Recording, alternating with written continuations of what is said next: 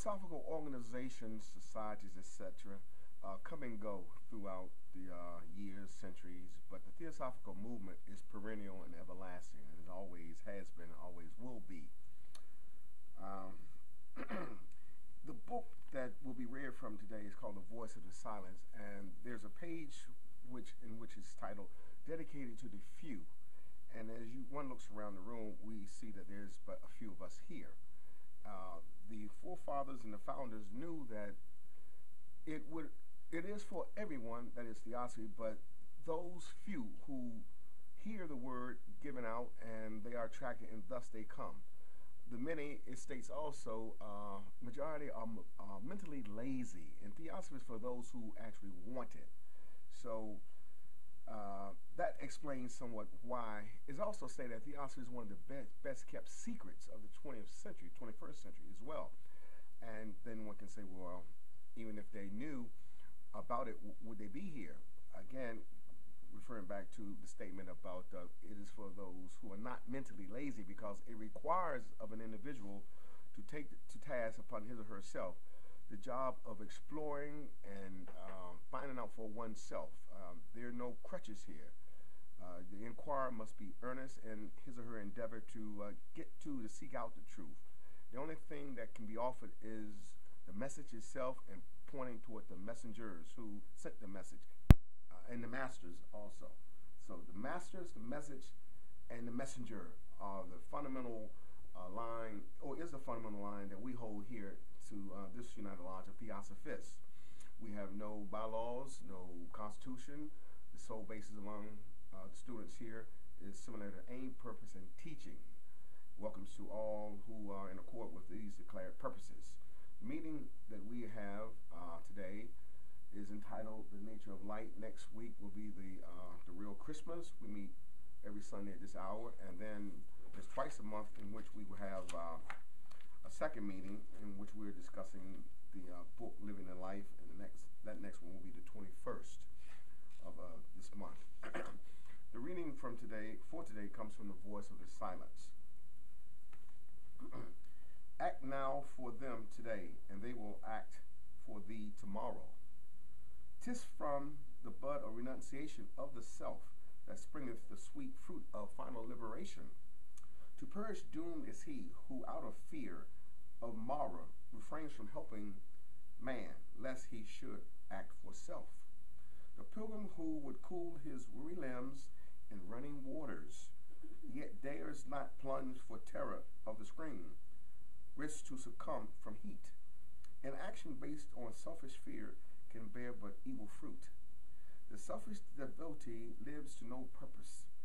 The man who does not go through his appointed work in life has lived in vain. Follow the will of law. Follow the will of duty to race and kin, to friend and foe, and close thy mind to pleasures as to pain. Exhaust the law of comic retribution. Gain cities for thy future birth. If son thou cannot be, then be the humble planted. Aye, if thou art debarred from flaming like the noonday sun upon the snow-capped mount of purity eternal, then choose, O neophyte, a humbler course. Put out the way, however dimly and lost among the host, as does the evening star to those who tread their path in darkness. Behold Migmar, as in his crimson veils his eye sweeps over slumbering earth. Behold the fairy aura of the hand of Lakpa, extended in protecting love over the heads of his ascetics. Both are now servants to Nehemiah, left in his absence, silent watchers in the night. Yet both in countless paths were bright Nehemiahs, and may in future days again become two sons. Such are the falls and rises of the karmic law in nature. Be, O Lanu, like them. Give light and comfort to the toiling pilgrim, and seek out him who knows still less than thou, who in his wretched desolation sits starving for the bread of wisdom, and the bread which feeds the shadow without a teacher, hope, or consolation, and let him hear the law.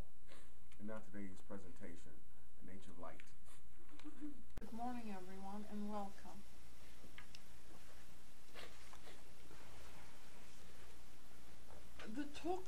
given on Fohat before touched on this subject.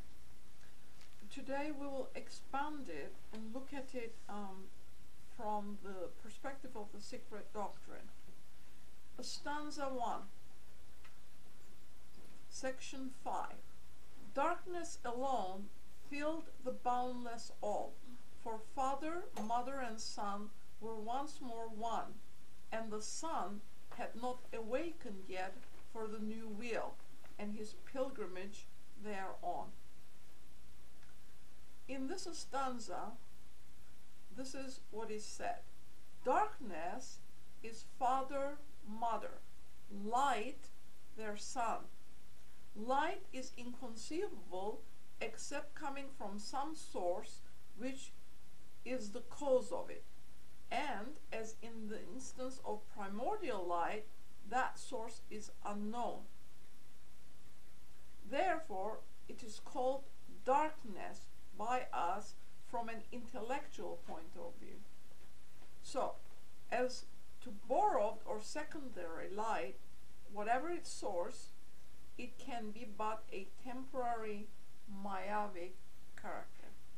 So, this is the evolutionary process, and at the dawn of each Manvantara, when we're coming into activity, this process that we just read from the secret doctrine goes on. So darkness then is absolute light.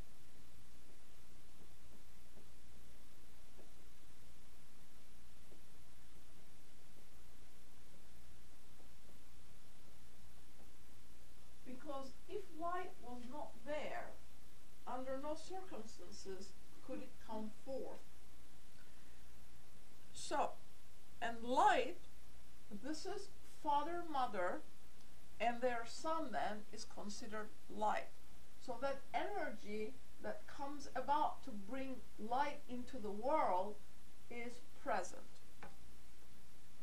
So why is this considered darkness? Because to the intellectual capacity of human beings, this is not perceivable. It has to have contrast for it to be visible to even the inner eye. So, to the inner eye of the seer, this darkness would be what? Gray. It is not darkness in the sense that we look at it, because they can perceive it at a different level.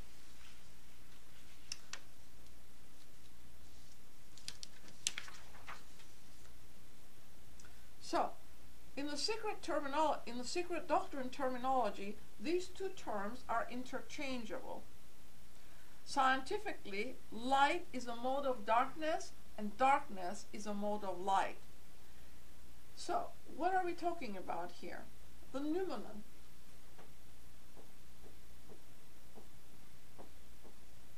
So, noumenon. To the scientific mind, absolute darkness is just that. And the twilight is to the average mystic.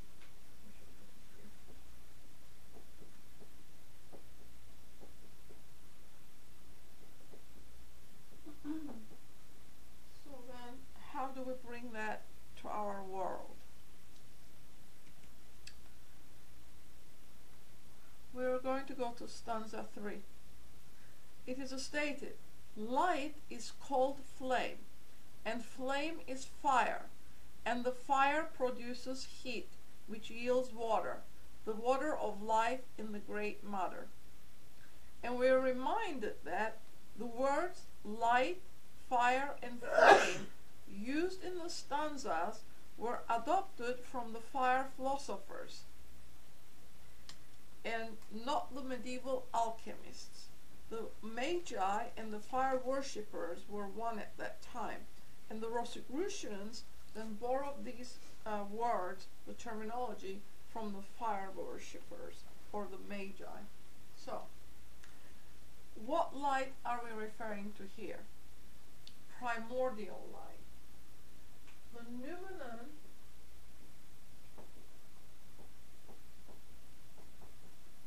at its initial state is called primordial light. metaphysical, but we have to address it if we want to understand how light comes about into our world. So this primordial light is not visible, but it starts the process from the highest down.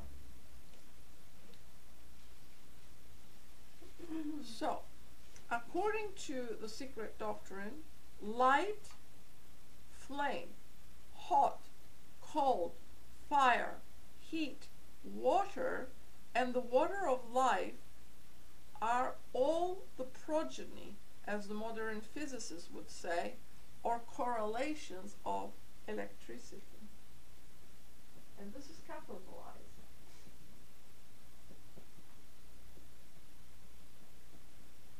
Electricity. And we're told this is a mighty word. This was a mighty word. And a mightier symbol. Because we did talk about Fohat before. Now it's joining together. So, and this is important to understand, these words. It says, it is the sacred generator of a no less sacred progeny. The progeny of electricity we're talking about. Of fire, the creator, the preserver, and the destroyer. Fire. Creator, preserver, what's the other one? Regenerator, destroyer.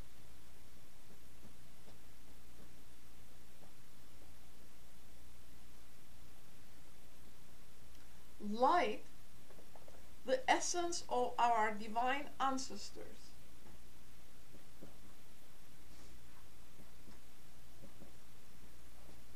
If you don't take anything else, please take these three statements.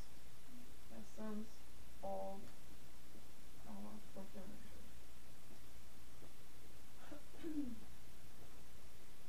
Progenitors. And of flame, soul of things.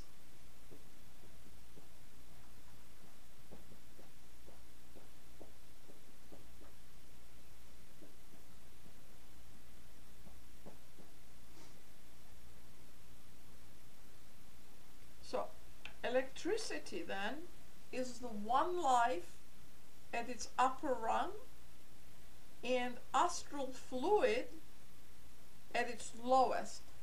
So, God, devil, good, evil, dark, light are contrast.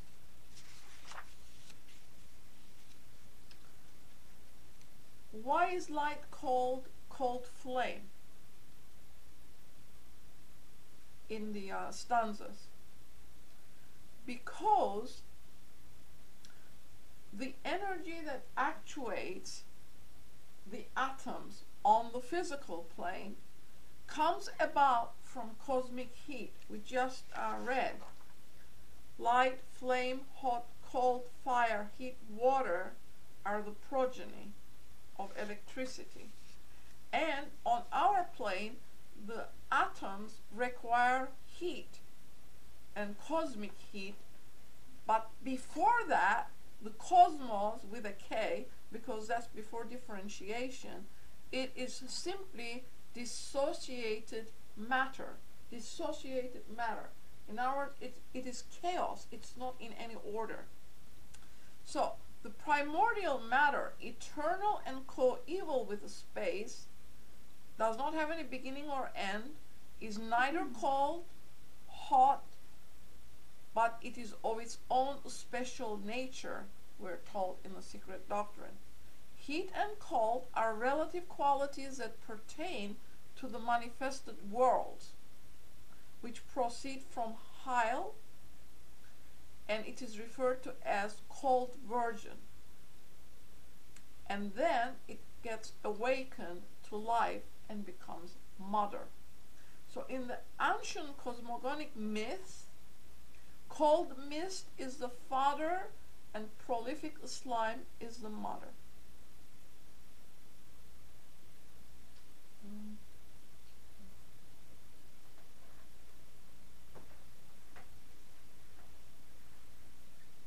Cold mist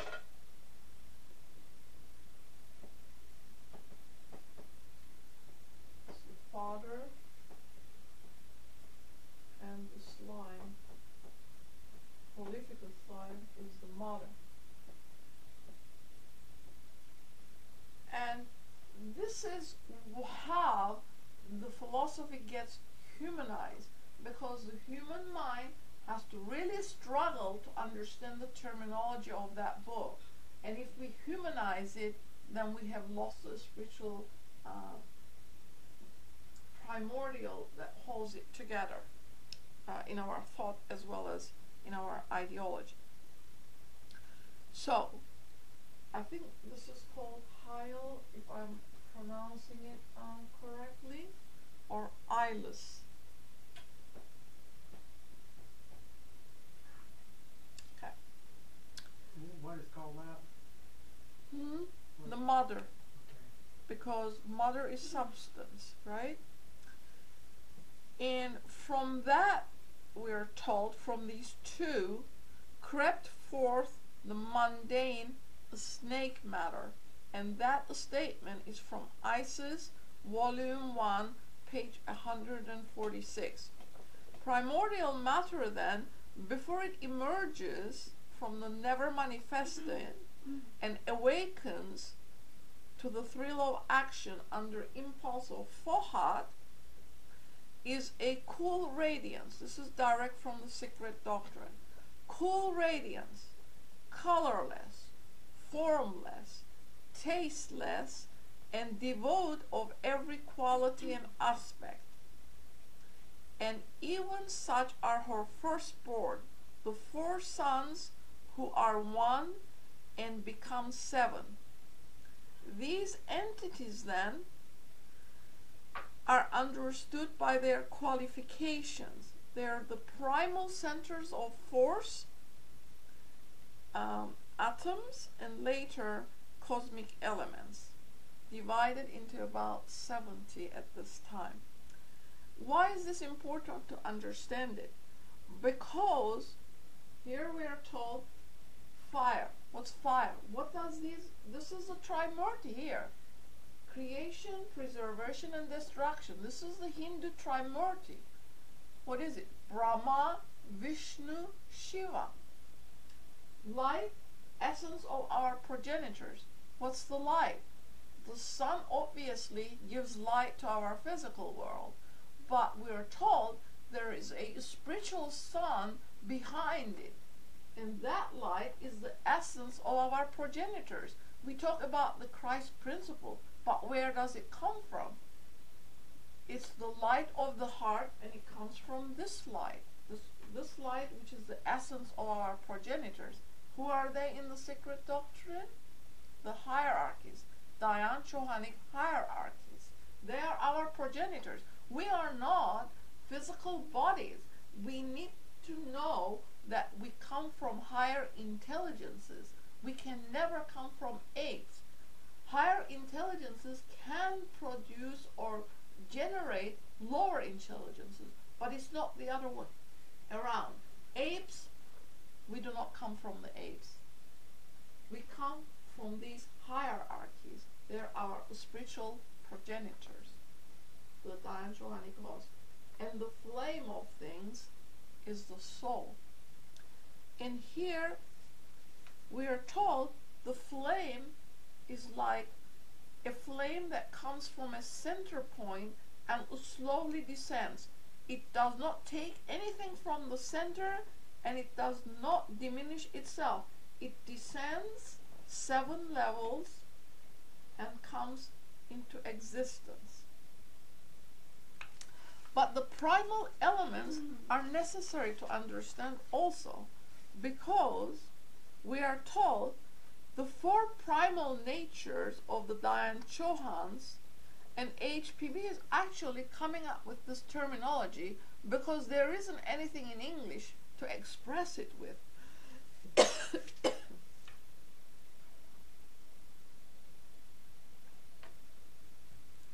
Akashic. I will put these on the board. Secret doctrine is where you need to go for these. Akashic. 1.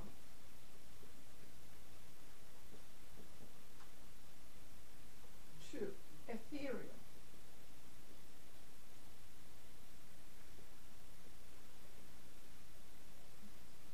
Ethereal. 3. Watery.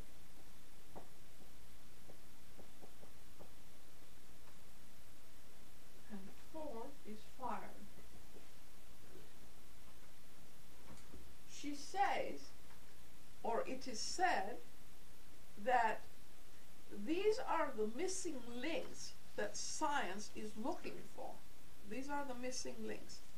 And she comes up with this terminology, defined as parahydrogenic, paraoxygenic, oxyhydrogenic, and ozonic, or perhaps she says nitrozonic.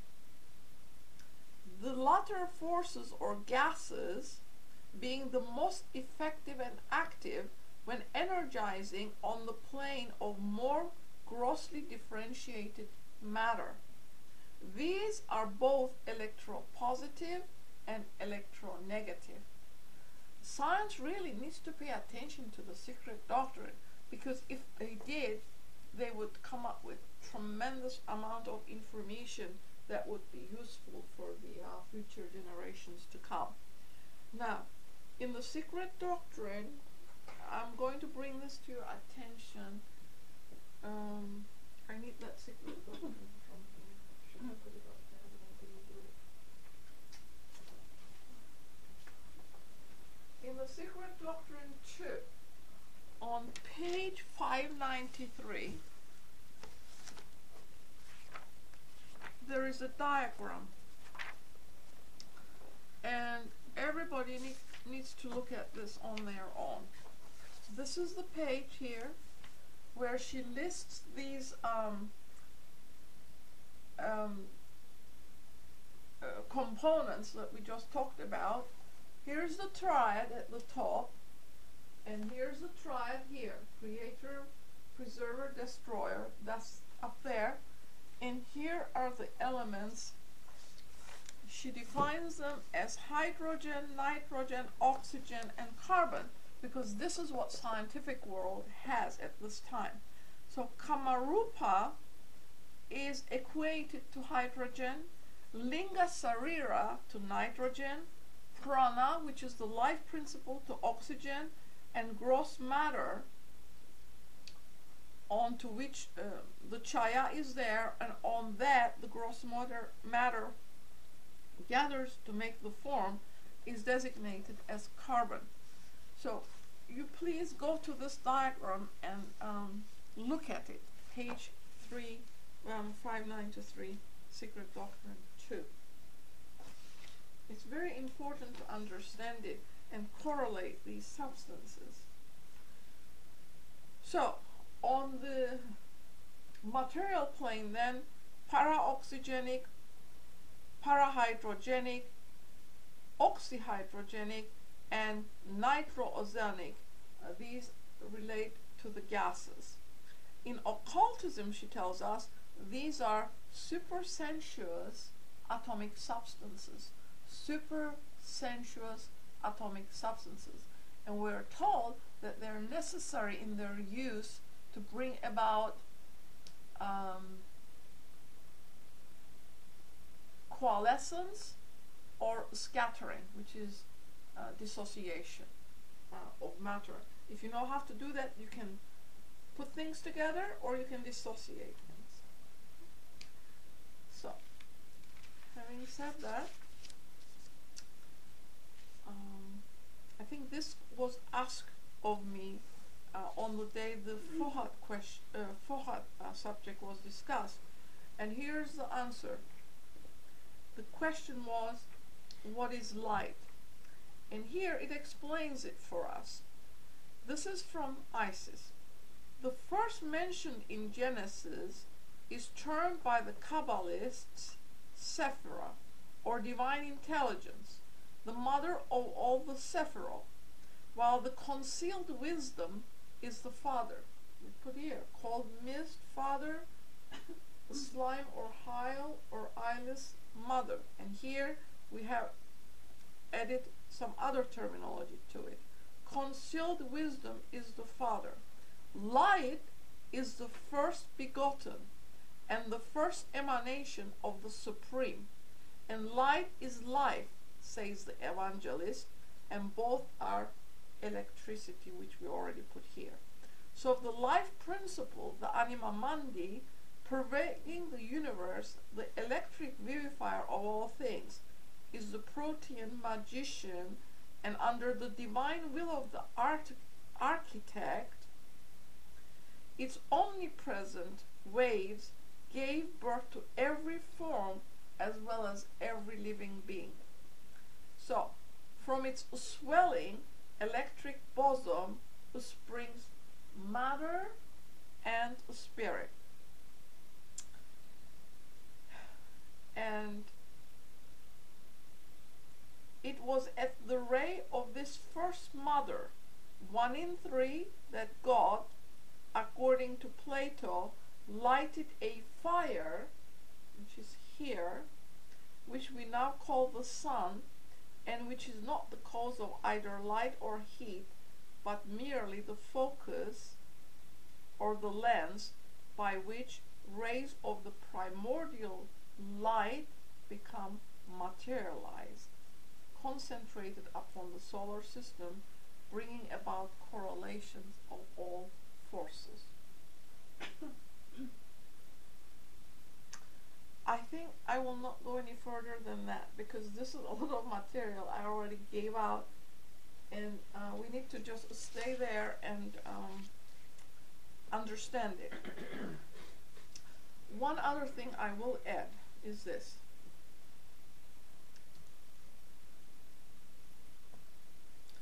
That at the beginning we said light and shadow are necessary for perception of human mind. With our limited intellectual capacity, we cannot perceive absolute light. So that contrast is necessary for our understanding. But in this article, a different point was brought forth, which is that the mankind's cry is for light. And it says, unveil should be our command. The soul of darkness, that face of the true sun, now is hidden by the vase or vase of the body. Light comes through Venus, Lucifer, who receives a triple supply and gives 1/3 of it to Earth. Pythagoras calls Venus Sol Alter, the other sun. So, the esoteric philosophy teaches that 1/3 of the Dhyanis endowed with intelligence, which is a formless breath composed of intellectual, not elementary substances, was simply doomed by the law of karma and evolution to be reborn or incarnated on earth. These, we are told, are the Titans and the Kabiri, the fire gods who brought light and intelligence to animal men, who endowed humanity with intellect and reason. These are the Agniputra and the Manasaputra, the lords of wisdom, the fathers and sons of fire and mind. Fire and flame destroy the body of an arhat, a master. Their essence make him immortal. The essence of fire is the life and light of the universe. The visible fire and flame are destruction, death, and evil. So, we just said the essence of light is our progenitors. So, The Dhyani who gives each one of us birth will yet again give us birth into the higher light, but whom we daily crucify. The fatal light which kills and destroys is only the lower garment of Akasha, the celestial virgin, who is the mother of both gods and devils at the same time. Deity in the shape of Akasha pervades all things. Should then mankind continue to attract itself the shadowy manifested essence of deity, the dark robes of the sons of light, the Father in heaven, this day as through all days to eternity? Shall humanity perpetually recreate evil of its own accord and invoke but powers of darkness, or recognize the light of Lucifer as Allah's light, as the beacon of preparation against the next great day, when humanity will have become the sons of light, the watchers and architects of a new dawn?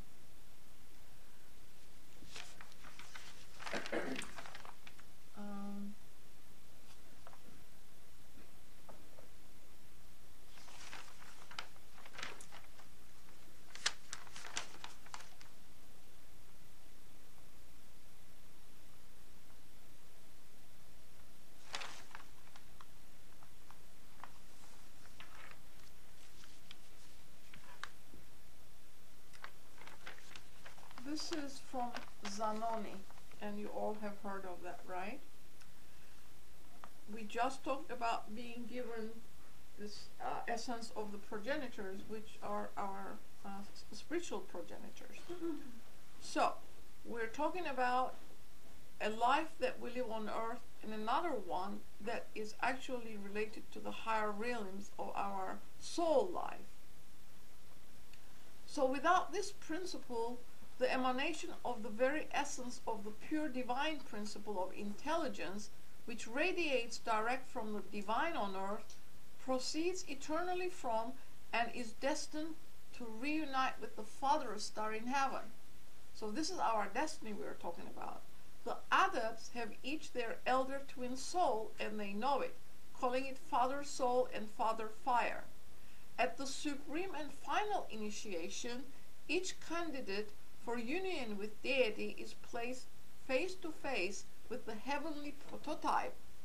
So Bulwer Lytton allegorically describes the meeting of the adept face to face with his ogoides, and in the evacuation performed by Zonani, it sounds very real to this student, and I will read it. Adonai, this is the invocation. Adonai, appear.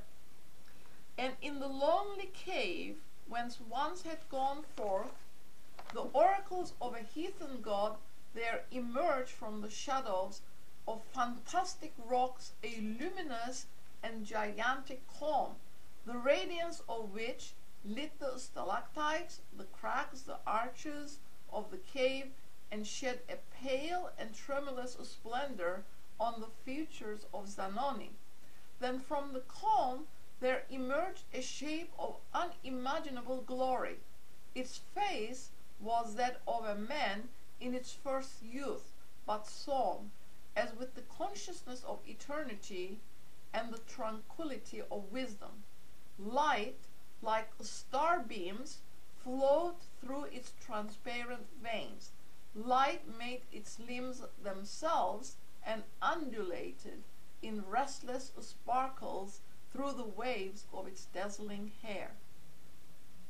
So, this is our ogoides. We have a star in the heavens, so to speak, without having another terminology to describe it, because it does not belong to earth.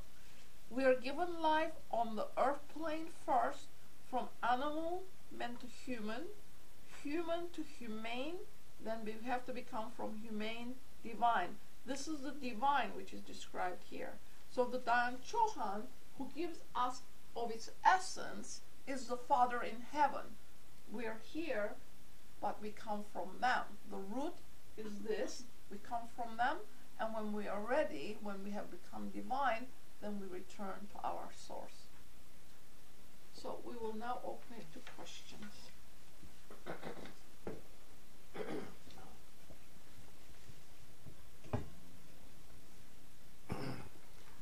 The first flood of manifestation, when that light comes forth, that's called primordial light, what beings are associated with that? Because I've read throughout the literature where you have beings of light. You know, they may be called different names, but and you refer to them as giving humanity their essence. So, and you mentioned the term hierarchy also. So they come forth.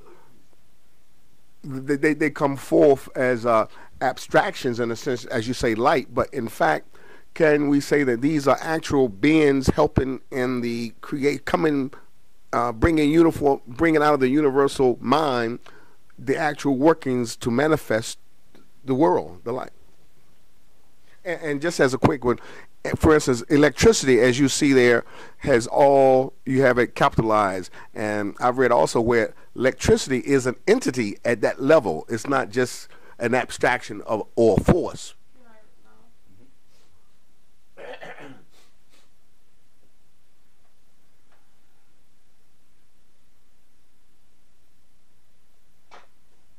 Okay. The reason why the terminology was given in that way is to define to the human mind that they are correlated. She gave fire, she gave heat, cold, light, and then equated it to electricity. If you look at it in the formation this way, here's the absolute. We cannot know anything about it because it simply is. It represents the space. But at that manifestation of dawn, when we are coming into existence again, this is abstract, extremely metaphysical. She calls it parabram, mula prakriti. This is an R. Sorry.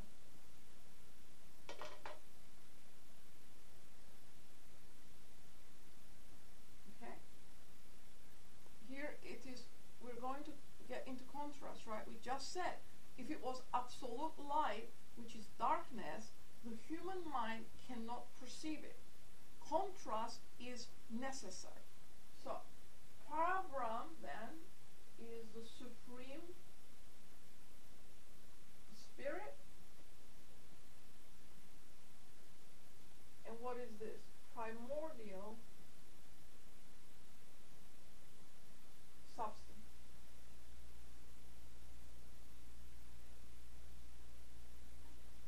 And the two has to connect in order for life to begin, and that is Fohad.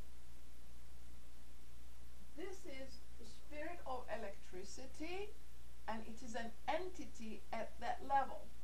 What it does is, at the cosmic level, it moves the primary atoms one way or another, causing friction, from which come polarity here on Earth, which is necessary for which world?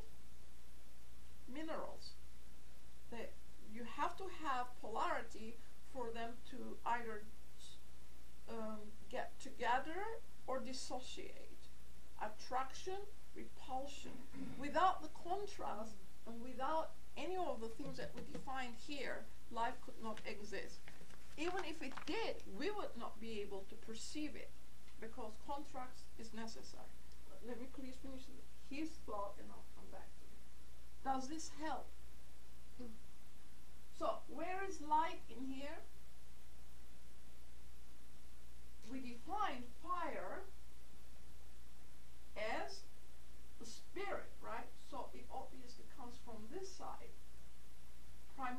substance eventually, through many differentiations, becomes matter.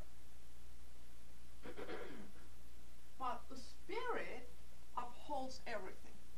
It's there because we called it what? Akasha on its highest and Athanor or astral at its lowest.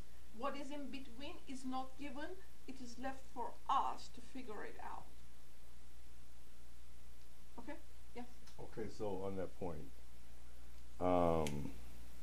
Akasha, ethereal, Akashic. Akashic, okay, ethereal, and what's the next one that you just mentioned? Watery Yeah. and fiery. Those are the primary characteristics of the first Dayan Chohans. The four primal natures of the first Dayan Chohans are, for not having better terms to express them with, she says we're going to use Akashic, ethereal, watery, and fiery. Answering in terminology of practical occultism to scientific definitions of gases, to convey a clear idea to both occultists and laymen, must be defined as parahydrogenic, paraoxygenic, oxyhydrogenic, and nitrosonic. Okay. So, if you say that the spirit upholds everything, Yes. are we not describing mostly here, when you say Akashic, ethereal, watery,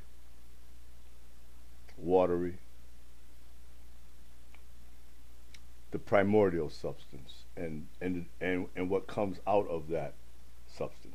Primordial substance is undifferentiated. I understand. It's at this level. I don't But know, when you talk in terms it's of undifferentiated. Akashic, ethereal, and watery, Yeah, that's it has to differentiated. come out of that side.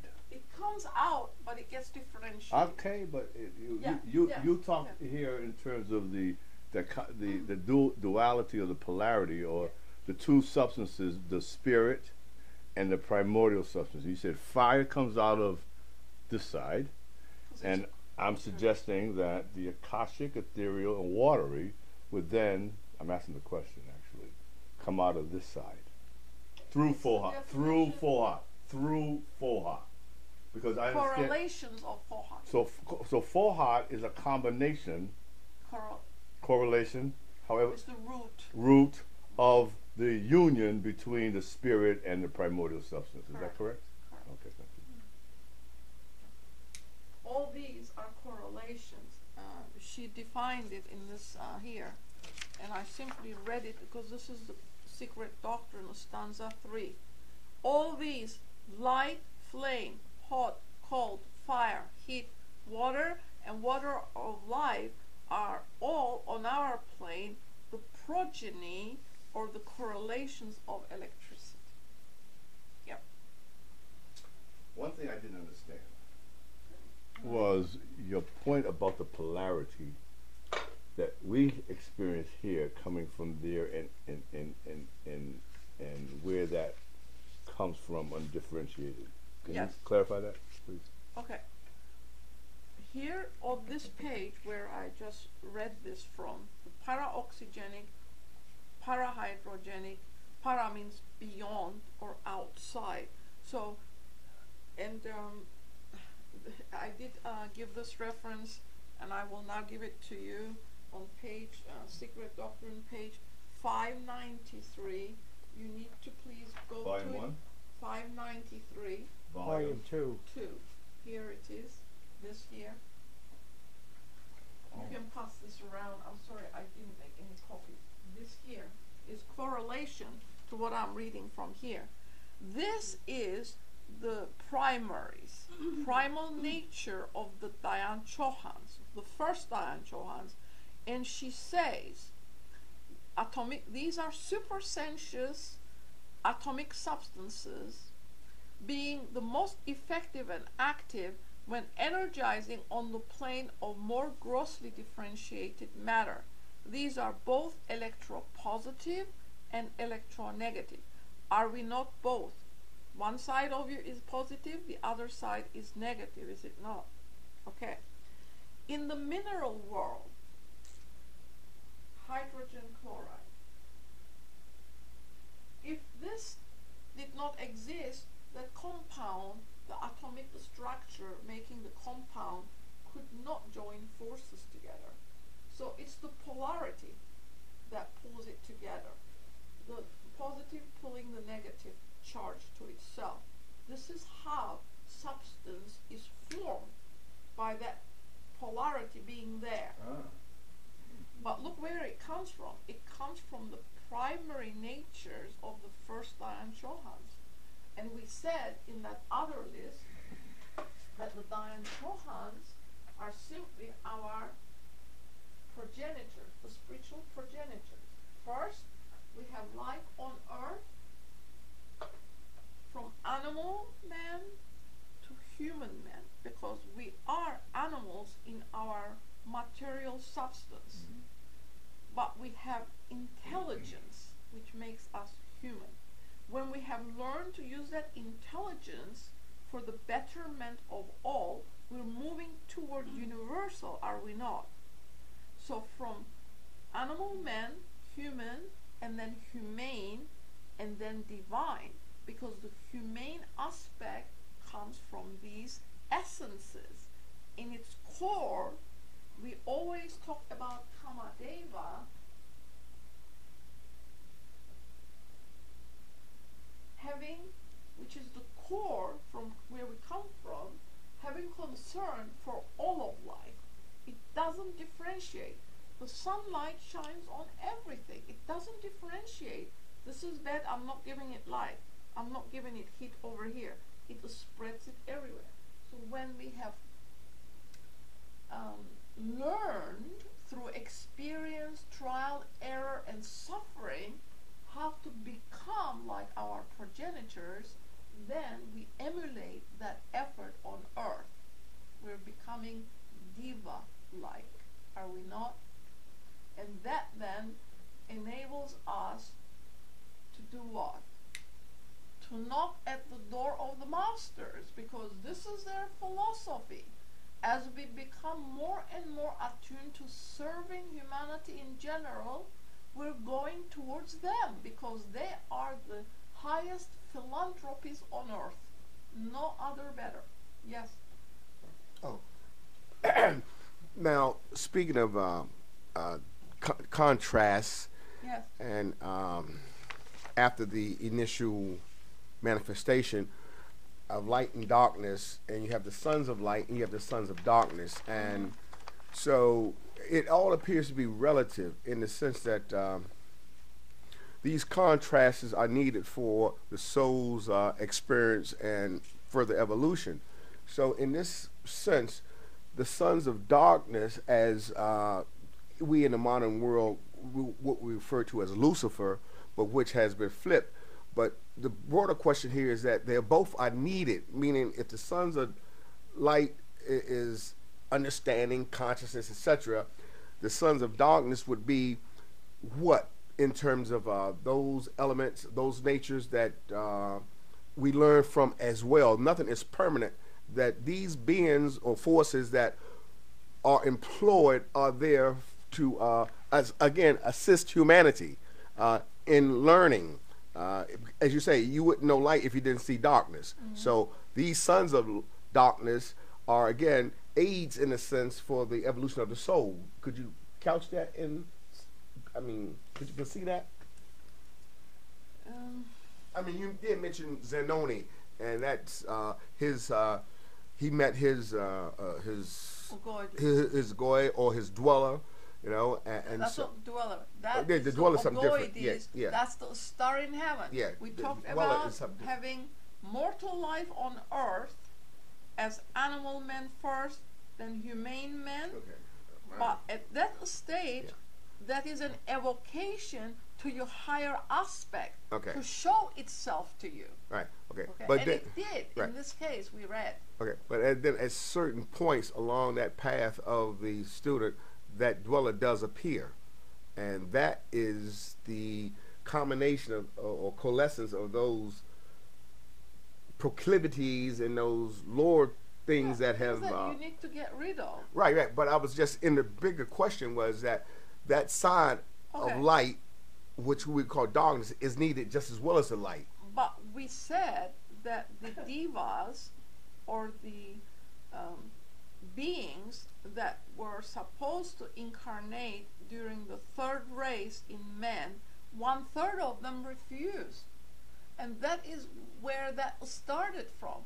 Because by the time a decision was made to enter the human bodies that were made for occupation, it was defiled already. Because what happened was that the initiation of the mind has to have time to learn and to process that ability. But at that time, humanity took to itself she-animals, says the secret doctrine. But it is not defined as to what the she-animals were, but nevertheless, the progeny were things that crawled on all fours. I was reading it in the secret doctrine. On all fours that nature got rid of eventually. But then we turned around, and in the fourth round, in the Atlantean race, we did it again knowingly.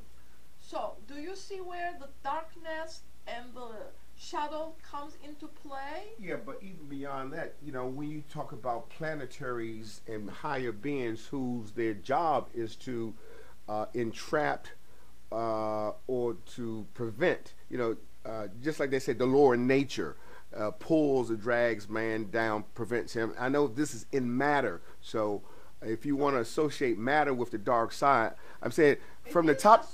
Okay, but from the matter is shadow side of everything, and we just read from this article where it says, are we to constantly draw to ourselves this aspect of life, which is the shadowy side, because we are enmeshed in substance, or are we going to use our spiritual essence, not intellect, the spiritual essence, in moving towards what?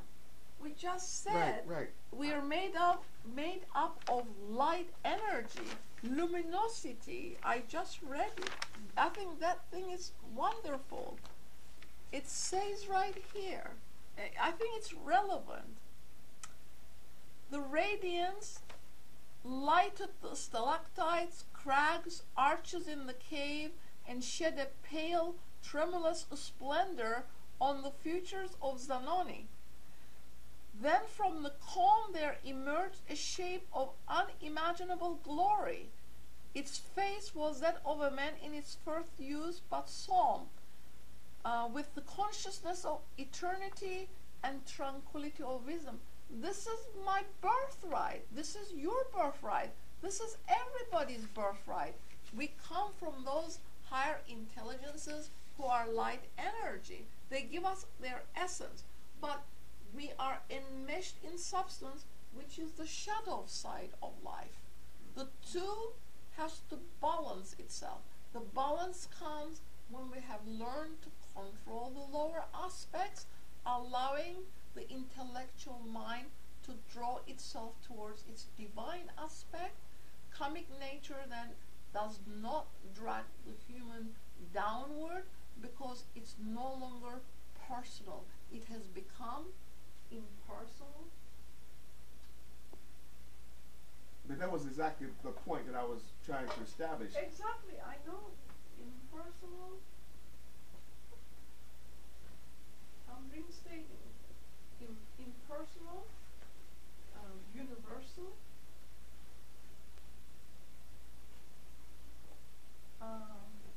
What was that word for unattachment? Unattached. Detached? Yeah. Craving. You have no craving for anything. You're not attached to anything. Indifferent.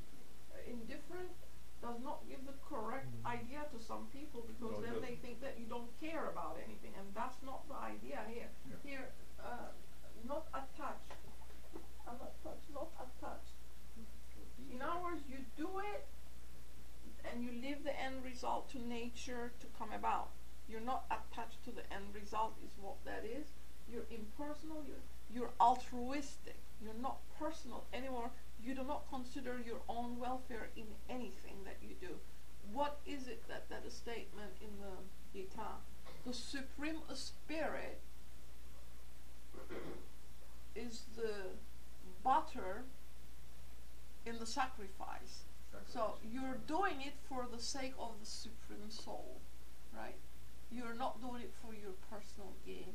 And when this comes about, at first it's an effort, but when it becomes natural, then you're guided from within and you simply flow in that direction. It doesn't say you're not going to have trials and tribulations. You are going to, because we're going to pay our debt. But nevertheless, you're moving in that direction. So the shadow and the light exist side by side. It's up to us to choose which way we want to go. So we're made of light energy. Our essence is light energy. So impersonal means not to consider the self, or is impersonal not to consider everybody else on a personal level?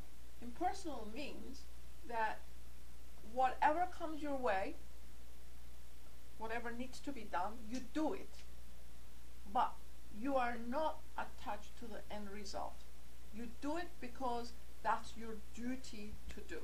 And we had a session on that last week as to what our natural duties are for humanity, for the betterment of the other, because it says we are here to give this philosophy to someone who is starved for the bread of life. We just read it from the voice of the silence at the beginning. So you find someone who knows less than you do, and you try to help them move in this direction. One at a time. This is not conversion. It can never be conversion. It is self-realization. It is the soul perceiving its own possibilities internally. Its possibilities for a higher expression of itself. Okay, so I think you have to talk about the 7 levels that Fohat experiences, or causes, or goes through. In order to finish this, you have to tell me about this energy That is coming on another 7 talk. levels. It takes Could you just another- briefly conclude It this? takes another couple. You don't have to talk sessions. about the whole thing. You just conclude it with this. There is a section in the Secret Doctrine where we're told that movement. What is that called in the Secret Doctrine, by the way? The Great Breath. The great breath. Right? It sustains itself. The Great Breath.